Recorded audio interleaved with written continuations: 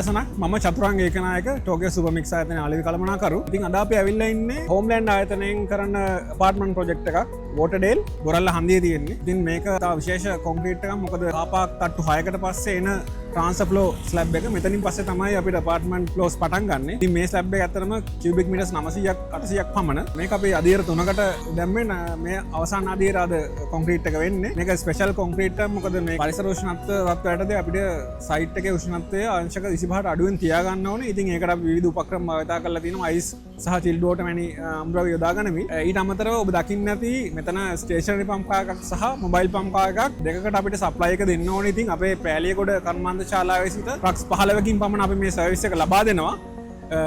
උදේ 6 සිට හවස 2 දක්වා පමණ අපිට කාලය ලැබිලා තියෙන්නේ. ඉතින් මේ කාලය ඇතුළත කියුබික් මීටර් 300ක් පමණ ඉවර කරන්න ඕනේ.